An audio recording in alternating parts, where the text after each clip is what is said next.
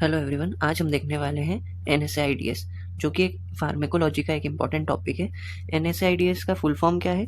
Non steroidal anti inflammatory drugs, इसको NSAIDs भी बोलते हैं।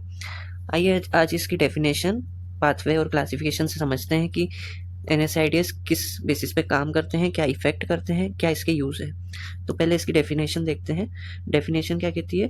NSAIDs are drugs that provide anti-inflammatory, analgesic and antipyretic effects by inhibiting cyclooxygenase enzymes, reducing the prostaglandin synthesis। यानी NSAIDs एक ऐसी drug है जो कि एंटी इन्फ्लामेटरी, एनाल्जेसिक यानी पेन रिलीविंग एंड एंटीपायरेटिक यानी फीवर रिड्यूसिंग, ये सब इफेक्ट करती है बाय इनिबिट किसको करती है? साइक्लोऑक्सीजनेस एंजाइम को, और रिड्यूस करती है प्रोस्टाग्लैंडिन के सिंथेसिस को। अब इसके क्लासिफिकेशन क्या क्या है? क्लासिफिकेशन 3 टाइप के हैं। पहला है नॉन सिलेक्टिव कॉक्स इनिबिटर, इनमें आ गए एस्प्रिन, आइब्यूप्रोफेन, डाइक्लोफेनेक एंड नेप्रोक्सिन। दूसरा है अपना प्रिफरेंशियल कॉक्स-2 इनिबिटर, इसमें आ गया मेलॉक्सीकैम। तीसरा है सिलेक्टिव कॉक्स इनिबिटर, ये है सेलेकॉक्सिब, और दूसरा है इटोरिकॉक्सिब। अब इसके पाथवे के थ्रू समझते हैं कैसे काम करता है NSAID।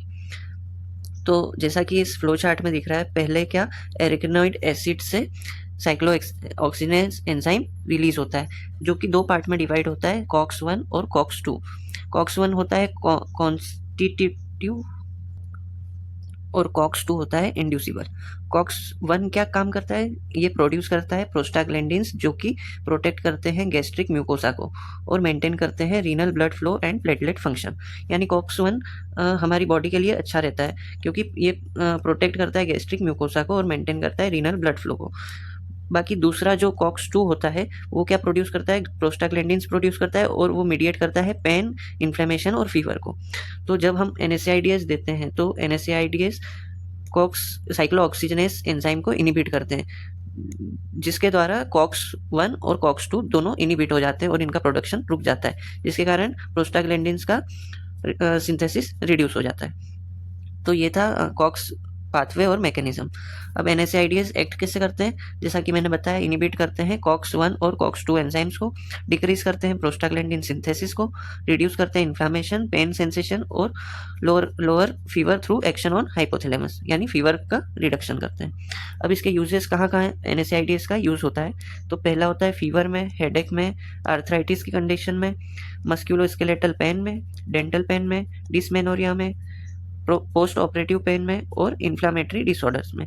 मेनली ये देखा जाता है कि फीवर और इन्फ्लामेटरी डिसऑर्डर्स में यूज़ किया जाता है। जैसे ये अर्थराइटिस हो गया, पेन में हो गया जैसे हेडेक हो गया है, और मस्कुलोस्केलेटल पेन हो गया। अब इसके जैसे कि कोई भी हम ड्रग यूज़ करते हैं तो उसके साइड इफ़ेक्ट्स होते ही है। तो इसके साइड इफ़ेक्ट्स क्या क्या है? गैस्ट्रिक इरिटेशन हो सकता है, nausea and vomiting, peptic ulcer risk, kidney toxicity, increased bleeding tendency, fluid retention and allergic reactions. Contradictions क्या क्या हो सकते हैं? यानी हमने ड्रग नहीं दी और वो डिसीज़ बढ़ गई, तो इसके क्या क्या कॉन्ट्राडिक्शंस हो सकते हैं? कौन कौन सी डिसीज़ डेवलप हो सकती है?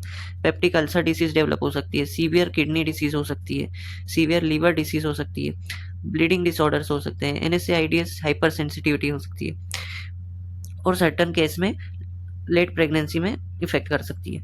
अब इसके एग्जांपल्स क्या क्या हैं? एस्प्रिन है, आइब्यूप्रोफेन है, डाइक्लोफेनेक है, नेप्रोक्सिम है, सेलेकॉक्सिब है और इटोरिकॉक्सिब है। तो ये सब इसके एग्जांपल्स हैं।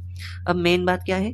इसके एक नोट दिया हुआ है जिसमें क्या बताता है? NSAIDs relieve pain, reduce inflammation and fever, but their use should be carefully considered due to potential side effects and contraindications. जैसा कि मैंने बताया कि ड्रग के इफेक्ट और साइड इफेक्ट दोनों होते हैं। या तो ड्रग अच्छे से काम करेगी, या तो इसके साइड इफेक्ट शो करेगी। तो आज की वीडियो में इतना ही था। वीडियो अच्छी लगी हो तो लाइक कर देना, और चैनल पर नए हो तो सब्सक्राइब कर देना। Thank you.